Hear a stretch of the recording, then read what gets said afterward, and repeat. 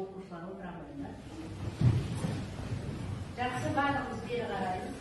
Бүгін балалар бізде қазақ тілі сабағы, 3-ші сынып, бөлім тақырыбы өнер, сабақтың тақырыбы балалар бүгінгі негізгі және туынды зат есім. Бүгінгі сабақта сендер мәтіннің мазмұны бойынша білдіруге байланысты сұрақтар құрастыру, бағытталған сұрақтар құрастыру және жауап беру. Негізгі туынды зат есім танықтау. Олай болса балалар, қазір барлығымыз ортаға келе отырады. Барлығымыздың қолымызда бір-бір кішкене жүрекшелеріміз бар. Және жүрекшелеріміз дөңгелекте тұра қалады. Сән қолданылған. Жақсы. Дөңгелекке қарай берейік. Жақында дөңгелекте тұрамыз. Міне балалар, барлығымыз қолымызда жүрекше бар. Енді бір тілек айтып бір-бірімізге ұсынамыз. Жәния, бүгінгі сабақта жақсы оқуға тырыс.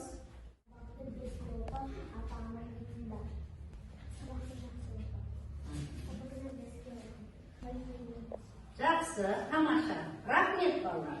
Міне барлығымыз бір-бірімізге өзіміздің жүрекшемізді бердік. Олай болса енді балалар, қазір топтастыру әдісі арқылы зат есім туралы білетіндерімізді айтайық. Яғни кім бастай білді? Ал айтады. Зат есім дегеніміз заттың атын білдіретін сөздерді зат есім дейміз. Айтады. Зат есімнің сұрақтары кім кімдер, не нелер. Жақсы. Айтады. Зат есімнің екі түрі бар. Жалпы есім, жалпы есім. Жақсы. Тағы да. Жалпы есім дегеніміз дүкеннің, қаланың, адамдардың атын білдіретін сөздерді жалпы есім дейміз. Жақсы. Жақсы балалар. Отыра қойыңдар. Енді топқа бөлінейік.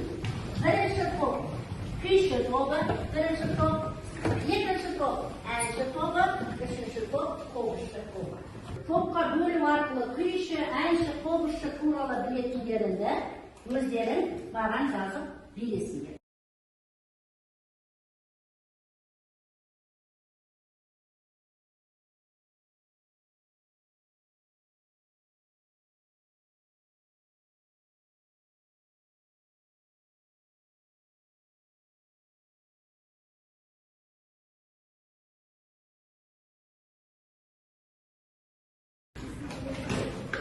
Қай топ болды?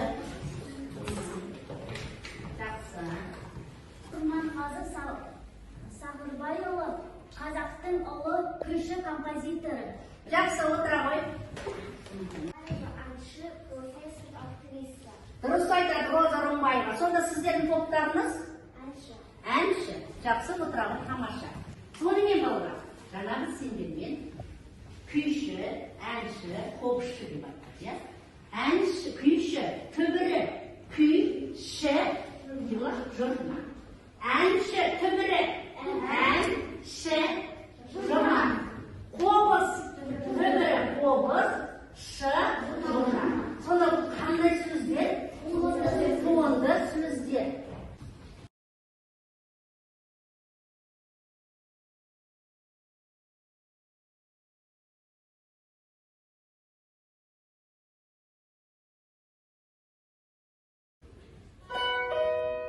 Негізгі зат есімнің ерекшесін көрсетіңіз дейді. Бір сөзден болған зат есім, екі немесе одан көп түбірден жасалған зат есім, негізгі түбірден болған зат есім, түбір сөзге жұрнақ жалғану арқылы жасалған зат есім. Негізгі зат есім. Негізгі зат есім неден тұрады деп айтты? Дұрыс, түбір сөзден. Жақсы, тамаша.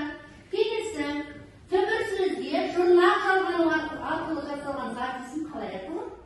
Туынды зат есім. Ал көрейік, туынды зат есім. Дұрыс. Келесі, туынды зат есімді табыңыз. Кітап, дәптер, күнделік, қалам. Күнделік. Дұрыс. Ойынды басқа. Енді мына жерде балалар, мынандай тапсырма. Кім шығам дейді? Так, келе ғой.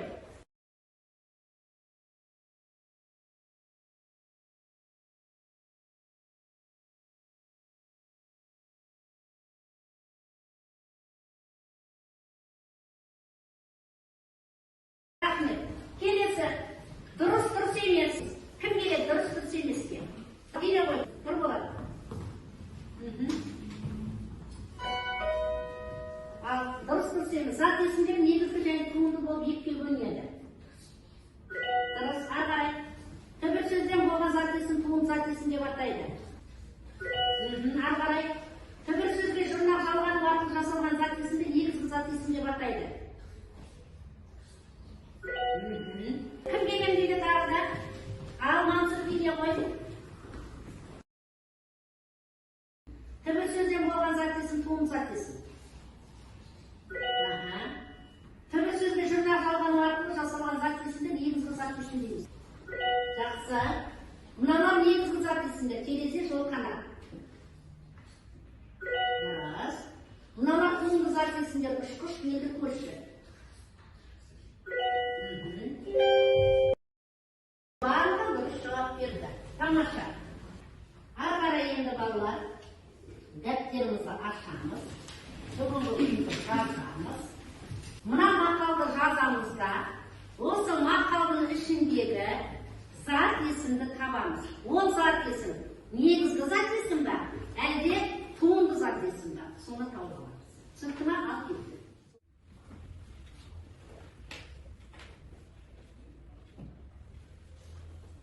Кім оқиын дейді енді берілген тапсырманы? Ал Айзере оқи ғой. Мақал. Дұрыс. Осы жерде зат есімді айтса? Дос. Қандай зат есім? Туынды зат есім. Неге? Дос. Дос. Түбір, жұрнақ. Сонда дос деген сөзден достық деген сөз есепті. Туы. Сонда бұл қандай сөз болады? Туынды сөз. Жақсы, отырамыз, тамаша. Енді барлығы 21-ші жаттығуға қарайық. Ананың асыл арманы. Баяғы заманда жұпыны ғана үйде бір әйел 3 ұлымен тұрыпты. Әйел өте шебер кісі екен. Ол үнемі торқа орамалды жібекпен кестелеп күнелтіпті. Бір күні әйел өзі кестелеген орамалдарын базарға сатуға қарады. Орамалдарын сатып болған соң дүкен аралайды. Дүкеннен сондай әдемі сурет көреді. Суретте жеміс ағашының ішіндегі әдемі үй, айналасындағы көгал, оны қақ жарып аққан су, бақта сайраған бұлбұл бейнеленіпті. Әйел бар ақшасына әлгі әдемі суретті сатып алады. Әйел үйге келген соң суретті балаларына көрсетеді. Сурет ұлдарына да қақтымайды. Шеше, осындай үйде мен де тұрар ма екем, дейді. Кіші ұлы сырбай. Егер сіз осы суретті орамалға дәл өзіңізді етіп кестелесеңіз, ол суреттегі өмірдің ішінде өзіңіз де тұрғандай болар едіңіз дейді. Ол да дұрыс екен. Осылай етіп бір көрейінші, дейді де әйел кестелеуге кіріседі. Ана 3 жыл кестелеген орамалын сыртқа алып шығып, балаларын қасына шақырады. Орамалдағы ғажайып суретке 3 жылы да таң тамаша қалады. Не деген керемет кесте, ғажайып сурет қой, осындай да шеберлік болады екен ау деп таңданады. Жақсы. Енді барлығымыз балалар. Қарамен жазылған сөздерді табайық сосын мәтінге.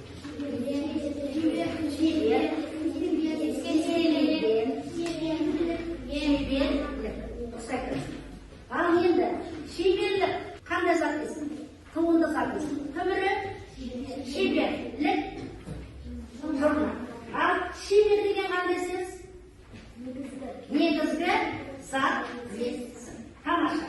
Енді балалар, қазір цифрлы қобдишаға осы мәтінге байланысты сұрақтар саласында.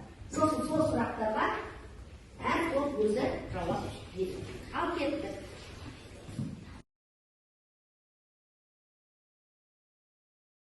Енді осы қобдишадағы сұрақтарға жауап беруімізде кім келем дейді? Ал Бексұлтан кел.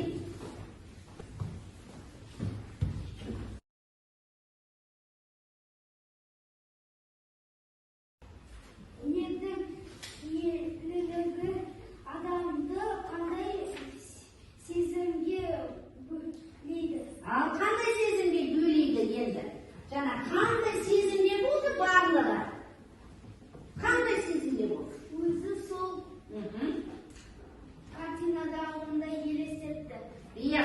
суреттегідей елестетілген. Тамаша. Енді олай болса балдар, кәні барлығымыз бағдаршам арқылы өзімізді бағалап көрейік. Қызыл түс түсінген жоқпын, сары түс әлі де практика қажет сұрақтар бар, жасыл түс барлығы түсінікті дейді. Ал көтерейік, кім қандай түсті көтереді? Жақсы. Бірінші топқа барлығы түсінікті, екінші топта 4 балаққа әлі түсінікті емес дейді, үшінші топ барлығы түсінікті. Тамаша, сүре қоямыз. Енді барлығымыз орнымызға тұрып, сезімді сәтін жасайық.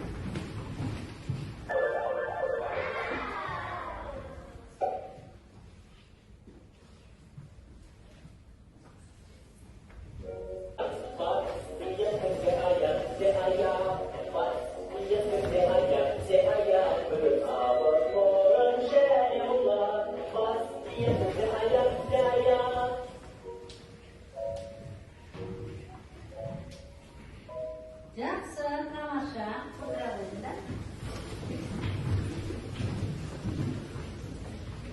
Енді балалар, жұптық жұмыс. Мына сөздерді әрқайсымыз отырып ауызша бір-бірімізге айтып түсіндіріп береміз. Жақсы ма? Қайсысы негізгі зат десем, қайсысы туынды зат десем. Ал кеттік, содан кейін барып ортаға саласың.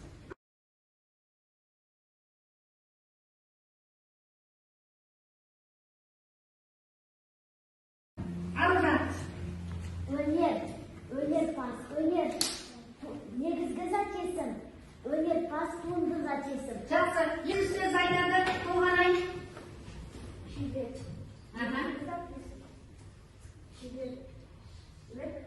Туынды зат есім. Жақсы. Енді балалар, қазір сендерге семантикалық карта таратам.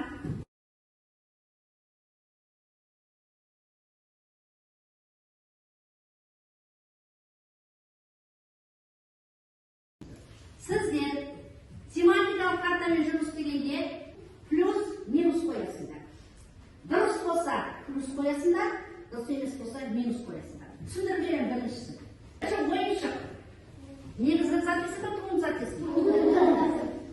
Қосуды қайда қоямыз? Туынды зат десің. Түсінікті ме? Ал кеттік орындаймыз. Бір минут уақыт берейік.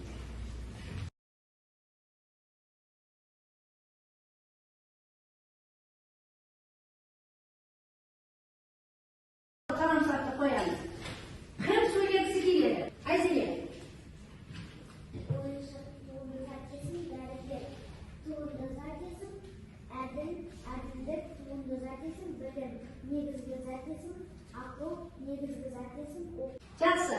Білім туынды зат есім бе, негізгі зат есім бе? Білім. Туынды. Неге оның түбіріне білімнің түбірі? Біл. Жақсы отырады. Тамаша. Енді мұғалімге хат әдісі. Балдар, алдарыңызда мен жаңа қағаз бердім. Сіздерге бүгінгі сабақта не ұнады, не жақсы болды, келесі сабақта тағы да қандай сұрақтарың бар, қандай сабақ өткілерің келеді, сол туралы жазып, мұғалімге хат саламыз. Түсінікті ме? Сосын әдет көтеріңіз.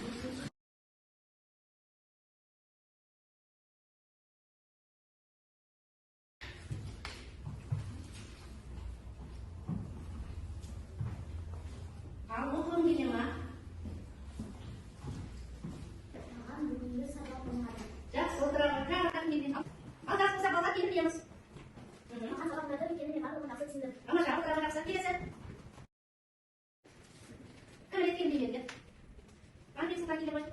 Жазира бұлында. Жақсы, бұл сабаққа келеміз дегенде. Жақсы дейді. Оқығым келе ма? Алды ғой. Жақсы, отырамын. Тағы да басқа. Тамаша дейді. Жақсы, отырамын.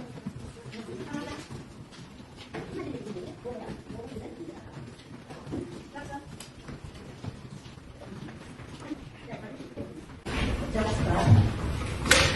Маған бәрі ұнады, өйткені мен бәрін түсініп, бәріне жауап бердім. Тамаша, бәріне жауап бердім. Жақсы балалар.